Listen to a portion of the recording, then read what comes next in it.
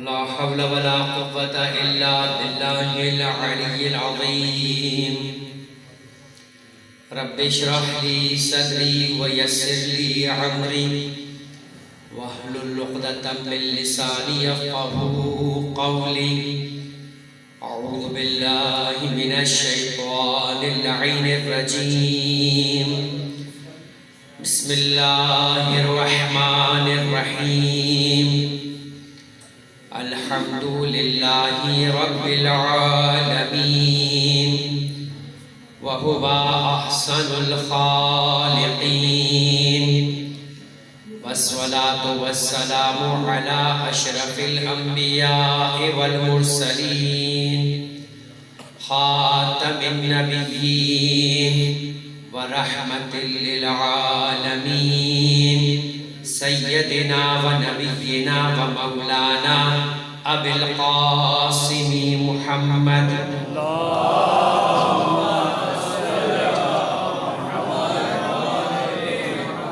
وعلى آله الطيبين الطاهرين المعصومين المظلومين المنتجبين المنتخبين الميامين لا سيما على بقية الله في الأرضين اللهم عجل لهم فرج إنهم يرونه بعيدا ونراه قريبا ولعنة الله على أعدائهم وغاصب حقوقهم أجمعين من الآن إلى قيام يوم الدين أما بعد فقد قال الله تبارك وتعالى في كتابه الكريم وفرقانه المجيد وقوله الحق وأصدق الصادقين بسم الله الرحمن الرحيم ويقول الذين كفروا لست مرسلا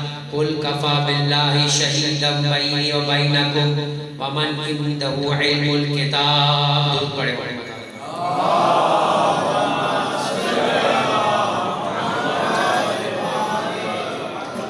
عزیزان محترم رجب المرجب کا مہینہ ہے پروردگار عالم کے جو قابل احترام مہینے ہیں ان 4 قابل احترام مہینوں میں سے پہلا مہینہ ہے کہ پیغمبر اکرم ختمی مرتبہ احمد مصطفیٰ حضرت محمد مصطفیٰ صلی اللہ علیہ وسلم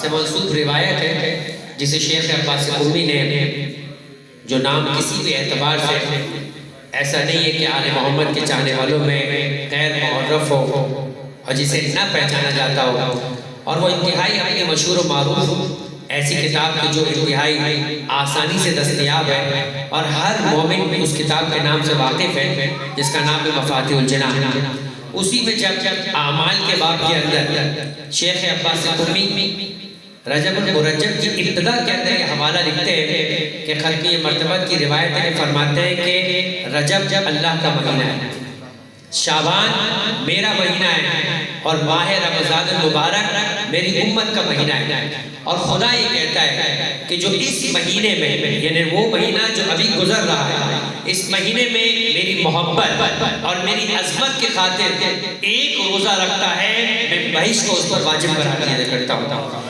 ایسا مہینہ جو خدا سے منسوب ہو ایسا مہینہ کہ جس میں خدا خود چاہتا ہے کہ بندہ مجھ سے محبت کا اعلان کر کے میری خاطر روزہ رکھتا ہوا نظر آئے اسی مہینے میں پروردگار عالم نے اپنے گھر کے اندر ایک ایسے بندے کو کی ولادت کا مہینہ قرار دیا ہے کہ عجیب ہے عزیزان محترم فرمائے کہ علی غیرت مند کہ جو غیرت مند باپ کا بیٹا ہے جو کسی فضیلت کو لینے کے لیے کبھی کسی فضیلت کے دروازے پر نہیں گیا ہر فضیلت خود چل کے اس کے دروازے پر آئی ہے حتیٰ یہ کہ فرمایا کہ اگر پروردگار عالم کو علی کو اپنے گھر میں پیدا کرنا تھا تو بنت اسد خود چل کر خانہ کعبہ نہیں گئی ہے اس لیے کہ اگر خود چل کر جاتی تو اسی دروازے سے داخل ہوتی جو دروازہ پہلے سے معین تھا فرمایا کہ بنت اسد گئی تو خدا نے الگ سے ڈر بنا کر بتایا کہ بنت اسد خود نہیں چل کر آئی ہے ہم نے اسے بلایا درود پڑھیں محمد علیہ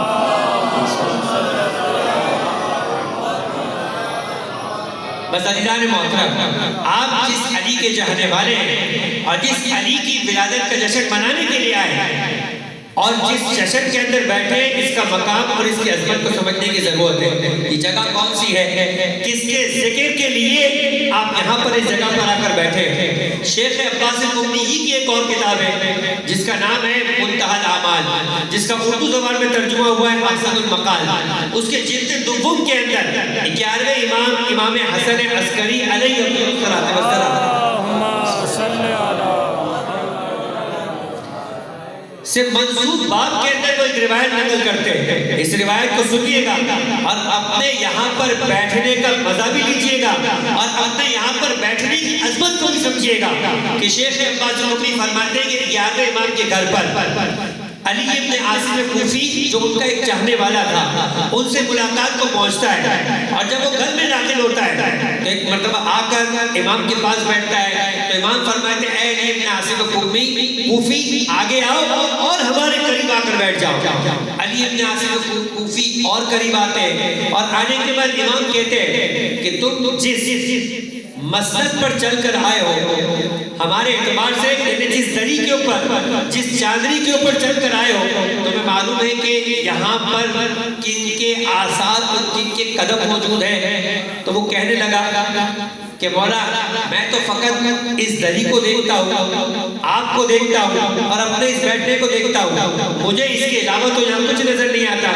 امام نے فرمایا کہ قریب آؤ اور قریب آنے کے بعد امام کہہ رہے ہیں کیا کہہ رہے ہیں؟ یہ ہمارے جد جناب آدم کے قدم ہے، یہ ہمارے جد جناب شیش کے قدم ہے، یہ ہمارے جد جناب الیاس کے قدم ہے، یہ ہمارے جد حضرت نوح علیہ السلام کا قدم ہے، یہ ہمارے جد حضرت موسیٰ کے قدم ہے، یہ ہمارے جد حضرت ہارون کے قدم ہے، یہ ہمارے جد حضرت عیسیٰ کے قدم ہے اور یہ ہمارے جد محمد مصطفیٰ صلی اللہ علیہ وآلہ وسلم کے قدم ہے. فرمایا یہ ہمارے جد عبد المطلب کے قدم ہے، یہ ہمارے جد ابو طالب کے قدم ہے. ایک مرتبہ جب ان باتوں کا سلسلہ پیغمبر اکرم کے قدموں کے اور خاندان کے آثار کے قدموں کا بیان ختم ہوا تو علی ابن عاصم قمی کہتے ہیں اپنے دل میں کہ کاش کہ میں ان قدموں کو خود بھی دیکھ پاتا. وہ امام نہیں ہے جو دل میں آئے گی بات کو سمجھ نہ لے. ایک مرتبہ علی ابن عاصم قمی کو کہا اپنی آنکھوں سے ان قدموں کے آثار کو دیکھنا چاہتے ہو؟ آنکھوں پر ہاتھ پر پھیرا، آنکھوں پر ہاتھ پھیرنا تھا کہ ایک مرتبہ ان قدموں کو خود علی ابن عاصم قمی نے دیکھنا شروع کیا. ہر قدم پر گرتا تھا اور گر کر بوسہ لیتا تھا اور آگے بڑھ کے اپنے امام کے ہاتھوں کے بوسے لے کر کہنے لگا کہ مجھے فخر ہے میں ایسے امام کا ماننے والا ہوں جس گھر کی زیارت کرنے کے لیے کل انبیاء اور اوصیاء آ کر گیا کرتے ہیں. درود پڑھیں محمد آل محمد پر. عزیزان محترم، آپ جن ہستیوں کے ذکر کے لیے یہاں پر آئے وہ ہستیاں اتنی عظیم ہیں کہ ان ہستیوں کے ذکر کو سننے کے لیے آدم سے لے کر خاتم تک ان محفلوں میں آنے کو اپنے لیے شرف محسوس کرتے ہیں. اور جب فرشتوں کو اجازت ملتی ہے کچھ فرشتے زمین پر ذکر محمد و آل محمد سننے کے بعد جب آسمان پر جاتے ہیں تو چھٹے امام روایت کرتے ہیں کہ جب وہ فرشتے آسمان پر جاتے ہیں تو آسمان پر موجود فرشتے کہتے ہیں کہ تم کس مقام سے آئے ہو؟ تم سے ایسی خوشبو آ رہی ہے کہ جو جنت میں بھی ہم نے کبھی نہیں سونگھی ہے. تو وہ آ کر کہتے ہیں کہ ہم اس جگہ پر تھے جہاں زمین پر ذکر محمد و آل محمد ہو رہا تھا. تو ہم کہتے ہیں پروردگار عالم کی بارگاہ میں فرشتے ہمیں اجازت دے ہم بھی زمین پر جائیں اور اس مقام سے جا کر اس خوشبو کو لے کر آئے.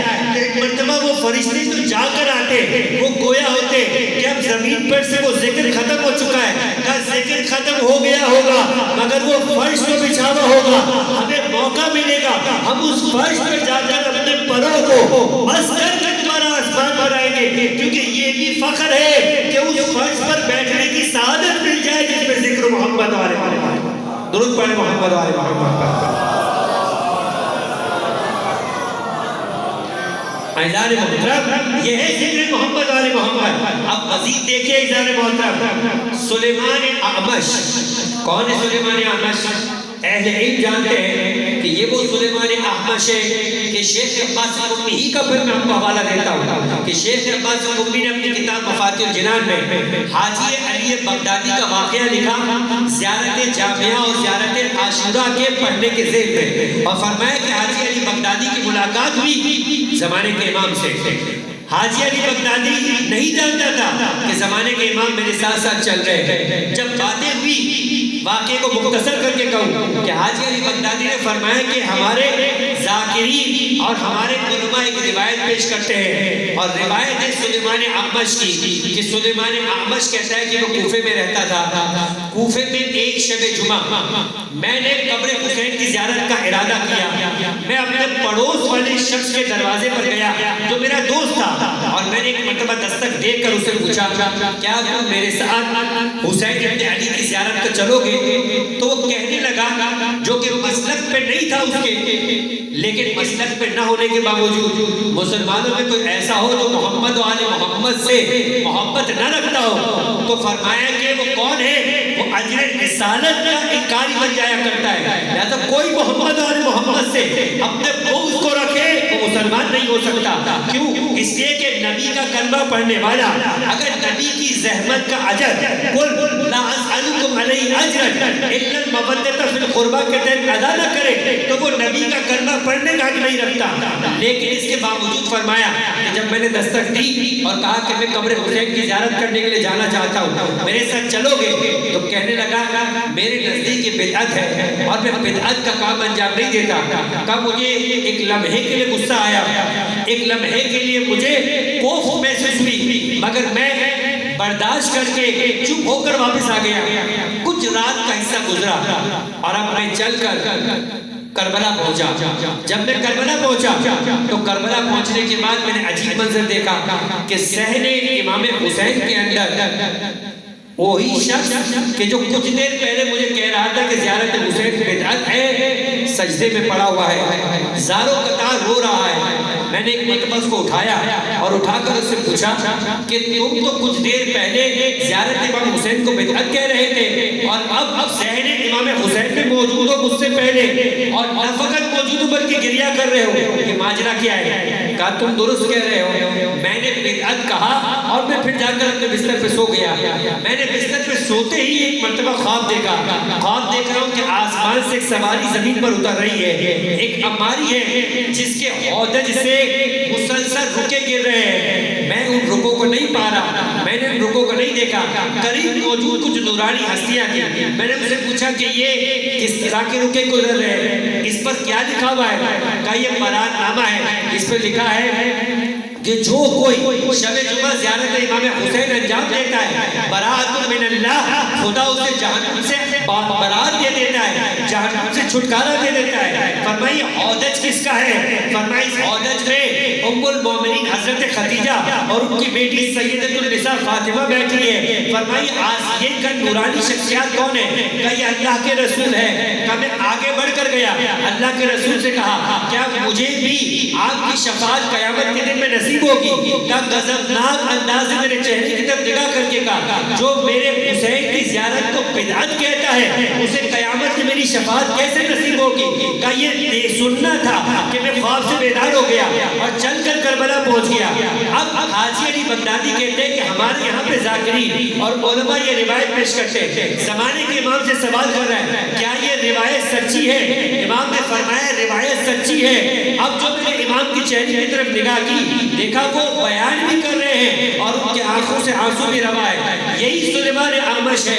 اب روایت پیش کرنے میں آپ کے سامنے روایت کر رہا ہوں۔ فرمایا ربیع الاعمش، اعمش روایت کرتا ہے کہ میں حج کے سفر پہ تھا، جب میں مدینہ پہنچا اور مدینے سے مکہ جانا چاہتا تھا، میں مدینے کے باہر ایک حبشی سیاہ عورت کو دیکھتا ہوں۔ اس روایت کو کئی حوالوں سے یعنی معجزات آل محمد نے الگ نقل کیا، قطرہ نے الگ نقل کیا۔ فرمایا کہ اعمش کیا کہتے ہیں کہ میں مدینے سے باہر نکلا، حج کے سفر پہ جا رہا تھا، میں نے ایک سیاہ حبشی خاتون کو دیکھا جو کیا کہہ رہے تھے اشربو لحب علی ابن ابی طالب، پانی پیو علی ابن ابی طالب کی محبت میں۔ کب میں نے اس سے پانی پی لیا، سیاہ کنیز تھی، نابینا تھی، پانی پی کر میں آگے نکل گیا۔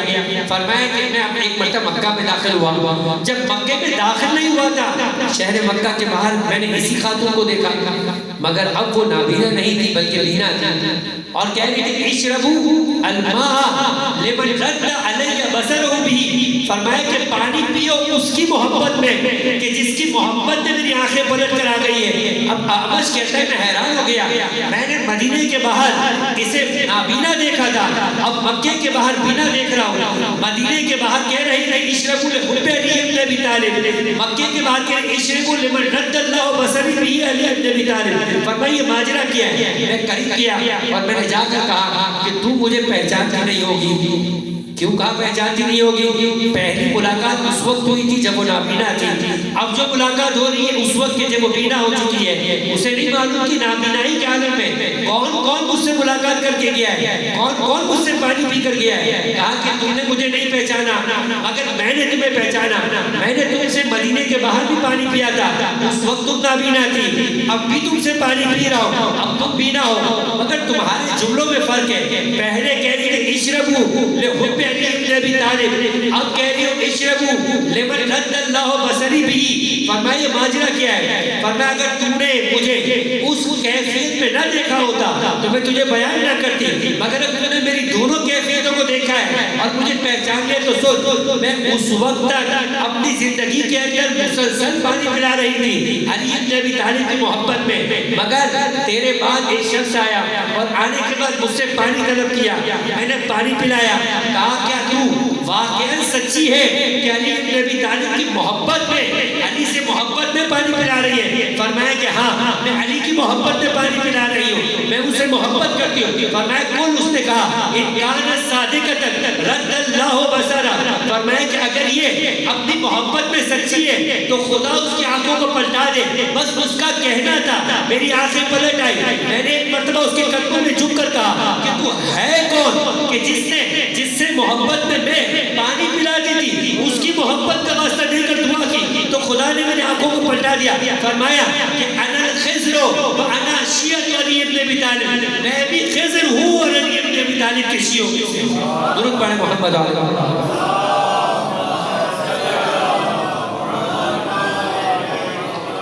اعزاز محترم، یہ ہے وہ علی، اور وہ علی کی اولاد ہے کہ جس کے ذکر کے لیے آپ یہاں بیٹھے ہیں، اور پھر اس علی کے ذکر کرنے والوں میں اگر علی کے ذکر کے اوپر واقعہ انسان خوش ہوتا ہوا نظر نہ آئے، علی کے ذکر وہ معیار ہے کہ فرمایا ابو ذر غفاری کہا کرتے تھے کہ ہم جب پہچاننا چاہتے تھے کہ ہماری محفل میں بیٹھے ہوئے لوگوں میں سے کون مومن ہے کون منافق ہے تو علی کا ذکر کر کے پہچان لیا کرتے تھے۔ جو علی کا ذکر سننے کے بعد مسکراتا ہوا، چمکتا ہوا، چہکتا ہوا، تبرتا ہوا نظر آتا تھا، وہی مومن ہوا کرتا تھا جس کا چہرہ اتر جایا کرتا تھا، جو بلٹ جایا کرتا تھا، جو پریشان ہو جایا کرتا تھا، ہم سمجھ جاتے تھے کہ وہ علی کا نہیں منافق ہے۔ درود پڑھیں محمد علیہ،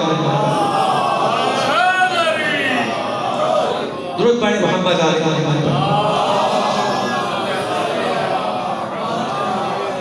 بزائر محترم، بیان اب اپنی آخری منزلوں کے اندر ہے، دو باتیں بیان کر کے میں اپنی گفتگو کو اختتام پذیر کروں گا۔ ایک سرنامہ کلام کے اندر سورہ مبارکہ رعد کی ایک آیت 43 نمبر کی آیت آپ کی خدمت میں پیش کی گئی، قل کفی باللہ شہیدا بینی و بینکم ومن عندہ علم الکتاب۔ یہ کون سی آیت ہے؟ کہا کہ امیر کائنات اپنی زندگی میں جتنی فضیلتیں پائی، ہر فضیلت وہ جو علی کے در پر آئی۔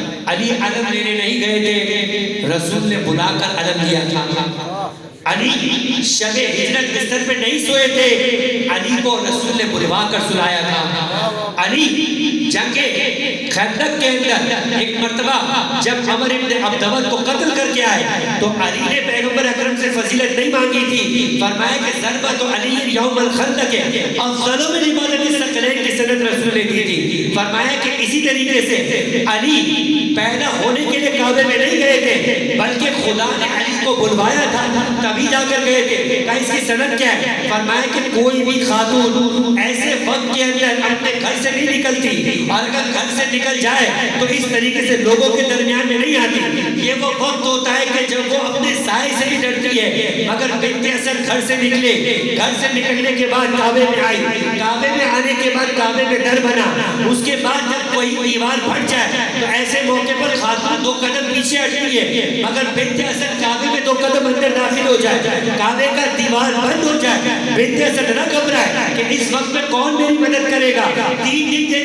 بعد باہر آئے، پھر دیوار میں در بن جائے اور پھر اس کے بعد وہ در بند ہو جائے۔ یہ ساری چیزیں بتا رہی ہے کہ بنت اسد کا کوئی ایسا خدا کے ساتھ رشتہ تھا کہ جس رشتے کے تحت بنت اسد کو بتایا گیا کہ تمہیں نکل کر کعبے تک جانا ہے، کعبے میں در بنے گا، اندر داخل ہو جانا ہے، گھبرانا نہیں، اس موقع کے اوپر تمہاری مدد کے لیے کوئی اور آئے نہ آئے، جنت سے مریم بھی آئے گی، جنت سے آسیہ بھی آئے گی، جنت سے مرتبہ کلثوم دختر موسیٰ بھی آئے گی۔ فرمایا کہ ایسے وقت کے اندر جب تمہیں باہر نکلنا ہوگا، ہم اس دروازے سے باہر نہ نکالیں گے جہاں سارا مکہ کھڑا ہوا، دروازے کو کھولنے کی کوشش کرنا ہوگا، جس در سے تمہیں داخل کیا تھا وہیں سے در بنا کے تمہیں باہر نکالیں گے۔ اور یاد رکھو ابو طالب نہیں آئیں گے، اس لیے کہ ابو طالب کیوں آتے، کیوں پریشان ہوتے، کیا ابو طالب کا باپ بھی مطلب پریشان نہیں ہوا تھا جب ابراہ ہاتھی کا لشکر لے کر آیا تھا، اور ایک مرتبہ ابراہ نے انتظار کیا کہ عبد المطلب آئیں گے، عبد المطلب آئے، فرمایا تم نے میرے اونٹوں کو جو تمہارے سپاہیوں نے ایک مرتبہ پکڑ لیا مجھے واپس کرو، کب مجھے تو اس بات کی فکر تھی آپ کعبے کو بچانے کے لیے آئیں گے، فرمایا کہ انا رب الابل، میں اونٹوں کا رب ہوں، میں اونٹوں کی پرواہ کروں گا، اس کعبے کا بھی کوئی رب ہے وہی اس کی پرواہ کرے گا۔ ابو طالب نے بھی کہا کہ اگر آنے والے کو میں نے کعبے میں پیدا کرنے کے لیے بھیجا ہوتا تو ابو طالب پریشان ہوتے، مگر جس نے کعبے میں پیدا کیا ہے وہی پیدا کرنے کے اسباب بھی فراہم کرے گا، وہی باہر نکالنے کے اسباب فراہم کرے گا۔ درود پڑھیں محمد علیہ وسلم۔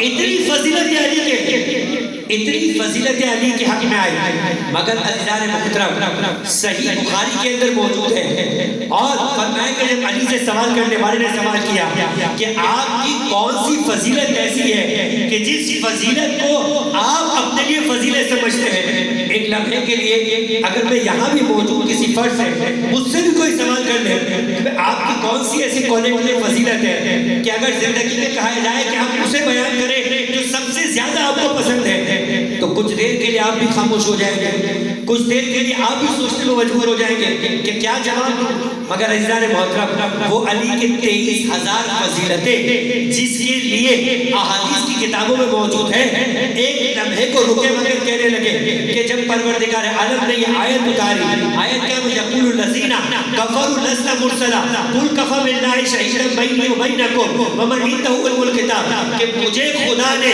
رسول کی نبوت کا شاہد بنایا اور کوئی بھی ایسا نہ تھا مخلوقات میں سے جو محمد مصطفیٰ کی نبوت کا شاہد و گواہ بنتا، اگر کائنات میں کوئی تھا تو یا خدا تھا یا علی تھا، تو فرمائے کہ مجھے کسی فضیلت کی کوئی فضیلت ایسی نہیں لگتی کہ جس فضیلت کو علی اپنے نے فضیلت سمجھتا، مگر محمد مصطفیٰ کی نبوت کا گواہ بننا ایسی فضیلت ہے کہ جسے علی اپنی فضیلت سمجھا کرتا ہے۔ نعرہ تکبیر، نعرہ رسالت، نعرہ حیدری۔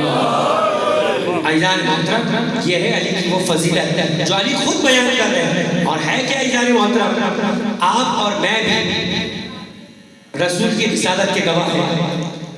دن میں 5 مرتبہ اذان ہوتی ہے، 5 نہیں تو 3 مرتبہ تو اذان آپ سنتے ہیں، ہر اذان میں کہتے ہیں اشہد ان محمد رسول اللہ، اس کے بعد جو مؤذن ہے وہ تو اذان میں گواہی دیتا ہے، آپ اذان سنتے ہیں، مستحب ہے کہ اذان کے الفاظ تکرار کریں، اگر تکرار نہ بھی کرتے ہو تو سن رہے ہیں، مگر نماز کے اندر ہر نماز کے اندر آپ تشہد کے اندر خود گواہی دیتے کہ اشہد ان محمد عبدہ و رسولہ، جب آپ محمد کی رسالت کی گواہی دیتے ان میں 5 مرتبہ نماز پڑھ کر خدا نے جتنی زندگی دی ہے جب تک زندہ رہیں گے اعمال میں گواہی دیں گے تو آپ بھی گواہی دے رہے ہیں، علی بھی گواہی دے رہے ہیں. کا فرق کیا ہے؟ کا بہت فرق ہے. آپ رسول کی نبوت کے قول کی تصدیق کی گواہی دے رہے ہیں، اعلان نبوت کے گواہ نہیں ہے. آپ نے نبی کے بعد فرشتے کو آتے ہوئے نہیں دیکھا، آپ نے نبی کو اعلان رسالت کرتے ہوئے نہیں دیکھا. آپ نے جب خدا نے نبی کو خطاب کیا کہ جاؤ میرے حبیب، فرمایا یا ایھا المدثر کہ جاؤ جا کر خدا کا پیغام پہنچاؤ، تو نہیں دیکھا. علی ہے رسول کے اعلان نبوت کے گواہ، آپ ہے رسول نے جب اعلان رسالت کر دیا تو نبوت کے صداقت کے گواہ. ان دونوں میں فرق ہے. یہی تو وجہ ہے کہ جب صلح حدیبیہ کے موقع پر آ کر کہا کہ صلح نامہ لکھو، علی نے صلح نامہ لکھنا شروع کیا. کاتب وحی اور کاتب رسول حقیقت میں تو علی کے علاوہ کوئی نہ تھا. دنیا کسی کو بھی کہتی ہو، مگر ایک مرتبہ علی نے لکھنا شروع کیا، لکھا محمد رسول اللہ کی طرف سے یہ معاہدہ ہے مشرکین کے ساتھ. تو مشرکین نے کہا اسی پر تو اختلاف ہے، ہم رسول اللہ نہیں لکھ سکتے. اگر رسول اللہ مانتے تو ہم گواہی یہ صلح لکھنے کے لیے کیوں آتے؟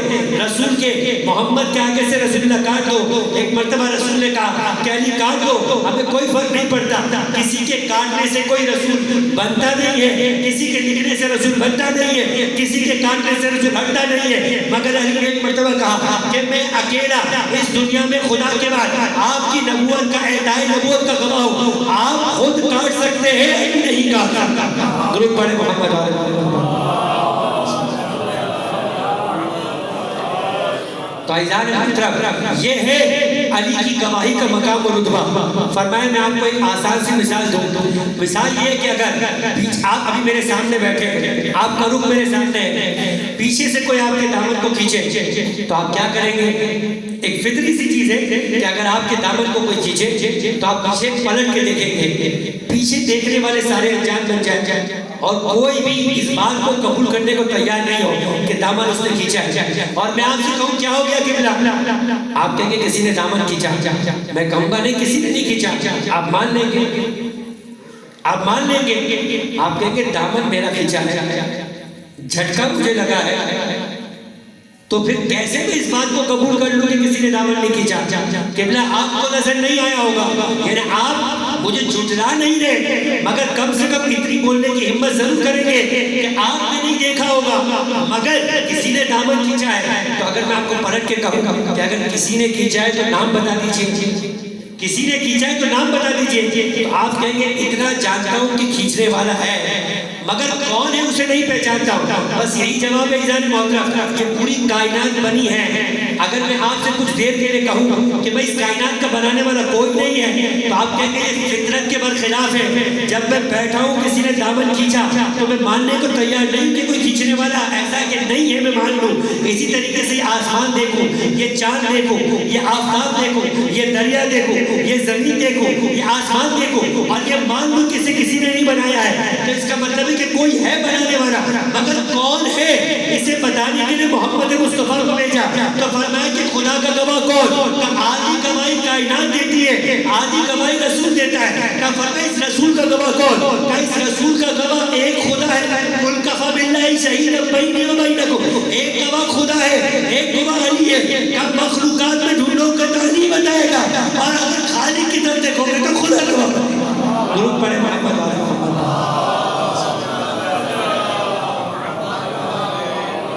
عزیزان محترم، یہ جو گفتگو آپ کے سامنے پیش کی، بس اس کے اختتام کے اوپر آپ کے ساتھ ایک روایت پیش کر دوں کہ جو علی کے چاہنے والوں میں ان کا ایک دوسرے پر حق ہے وہ کیا ہے. فرمایا راوی امام پنجم امام محمد باقر علیہ السلام کی بارگاہ میں آتا ہے اور آنے کے بعد ایک سوال کرتا ہے. کہتا ہے کہ مولا فرماتے کہاں سے آ رہے ہو؟ کہ کوفے سے آ رہے ہیں. فرمایا کوفے میں شیعوں کی کیا حالات ہیں؟ فرمایا جس علاقے میں رہتا ہوں وہاں پہ تو سبھی شیعہ ہیں، جیسے میں بھی آیا یہاں پر.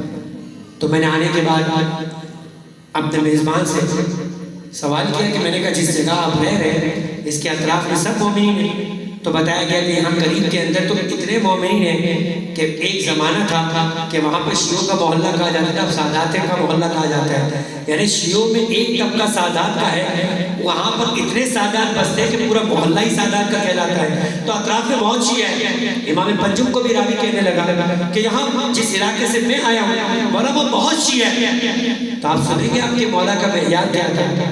فرمایا وہاں کے غنی فقیروں کے ساتھ کیا کرتے ہیں، وہاں کے غنی فقیروں کے ساتھ کیا کرتے ہیں، وہاں کے نیکوکار گنہگاروں کے ساتھ کیا کرتے ہیں، وہاں کے رہنے والے ایک دوسرے سے ہمدردی اور مساوات رکھتے ہیں۔ تو پلٹ کر ایک مرتبہ کہا کہ نہیں ایسا تو نہیں ہے۔ چھوٹے امام نے فرمایا کہ وہ ہمارے شیعوں کا محلہ نہیں ہے، وہ ہمارے شیعوں کا محلہ نہیں ہے، ہمارے شیعہ ان کے غنی اپنے فقیروں کی مدد کرتے ہیں، ان کے نیکوکار اپنے گنہگار ساتھیوں سے درگزر کرتے ہیں، ان کو راستہ دیتے ہیں، انہیں اپنے آپ سے دور نہیں کرتے۔ فرمایا کہ ان میں جو پریشان حال ہے ہمدردی اور مواسات کرتے ہمارے شیعہ، ہمارے شیعہ تکلیف کے اندر ایک دوسروں کو چھوڑ نہیں دیتے۔ فرمایا کہ جو شیعہ ایسا نہیں ہے وہ اپنی زبان سے کہتا ہے کہ شیعہ ہے مگر وہ ہمارا شیعہ نہیں۔ فرمایا ہمارا شیعہ خضر ہے۔ خضر کون؟ آپ نے روایت سنی، ایک روایت سنی علی بن عاصم کوفی کی کہ جس کی بصیرت کو امام نے جگایا اور اسے انبیاء کے قدم دکھایا، ایک روایت سنی خضر کی کہ جس نے اس عورت کی بصارت کو پلٹا دیا۔ خضر کون؟ کہ جہاں کہیں علی کے شیعہ کو مشکل سے دیکھتے ہیں خضر نے اپنی ذمہ داری قرار دی کہ علی کے شیعہ کی مدد کو آتا ہے۔ یہاں تک روایت ہے اور اپنی گفتگو تمام کروں کہ روایت موجود ہے آٹھویں امام علی ابن موسیٰ رضا علیہ السلام، شیخ عباس قمی کتاب احسن المقال میں لکھتے ہیں کہ ایک مرتبہ ایک خراسانی حج کے سفر پہ آیا اور سفر پہ آنے کے بعد اپنے زادہ ختم کر چکا، مفلس ہو گیا، واپس خراسان پلٹنے کے پیسے رہے۔ آٹھ امام اپنے ساتھیوں کے ساتھ بیٹھے تھے، وہ آیا، اس نے اپنی مشکل پیش کی، امام نے اسے اٹھایا، محفل ختم کی، امام گھر میں گئے، گھر میں جانے کے بعد جو کچھ تھا اس خراسانی کو بلوایا، دروازے کے اوٹ سے اس کے ہاتھ میں رقم تھی اور فرمایا کہ تو جتنا جلد ہو سکتا ہے واپس چلا جا۔ فرمایا مولا میں فقیر نہیں ہوں، سفر میں آ کے مفلس ہو گیا، لہذا میں واپس وطن جانے کے بعد اتنی رقم آپ کی طرف صدقہ کر دوں گا۔ کہا یہ ہماری طرف سے صدقہ نہیں ہے، تمہارے لیے تحفہ ہے، تمہیں اسے صدقہ کرنے کی ضرورت نہیں ہے۔ وہ چلا گیا، راوی کہنے لگا مولا آپ نے اتنی رقم دی تھی کہ جو اس کے شہر تک پلٹنے سے زیادہ کی ضرورت تھی، اس سے زیادہ ادا کیا تھا، پھر کیا شرمندگی تھی کہ دروازے کے پیچھے رک کر اسے دے رہے ہیں۔ فرمایا کہ تم نے نہیں سنا کہ ہمارے جج اللہ کے رسول کا کہنا ہے جو چھپ کر لوگوں کی مدد کیا کرتا ہے 80 حج کے برابر خدا اسے ثواب دیتا ہے۔ عزیزان محترم، خدا کے بارے میں دعا کرتے کہ پروردگار تو جو واسطہ محمد علی محمد کا، علی کے ذکر کا واسطہ، علی کی ولادت سے منسوب اس محفل کا واسطہ، اس دنیا و جہاں میں بالخصوص آخر محفل میں جو علی کا چاہنے والا ہے کبھی تو علی کی محفل میں آ کر بیٹھا ہے، پروردگار جو ان میں پریشان حال ہے ان کے پریشانی کو دور فرما، پروردگار جو بے روزگار ہے ان کے رزق حلال عطا فرما، پروردگار جو پرسن روزگار ہے اس کے رزق حلال وسعت و برکت عطا فرما، جب اولاد ہیں اولاد صالحہ عطا فرما، جو صاحبان اولاد ہیں انہیں اپنے اولاد کو علی سے محبت کر کے علی کی سیرت پر چلنے والا بنا۔ پروردگار ہماری تمام خوشیاں ہوئی ہے جب تک ہمارے زمانے کے امام ہمارے درمیان نہیں ہے، پروردگار زمانے کے امام کے ظہور میں تاجر فرما، علی کے چاہنے والوں میں سے ہر کوئی دنیا و جہاں میں جا کے موجود ہے ان کی جان مال و عزت کی حفاظت فرما، آل محمد کے ظہور میں تاجر عطا فرما، پروردگار ہمیں ان کے چاہنے والوں میں شمار فرما، ان کے دل کو ہم سے راضی و خوشنود فرما، وتقبل منا انك انت السميع العليم وتب علينا انك انت التواب الرحيم برحمتك يا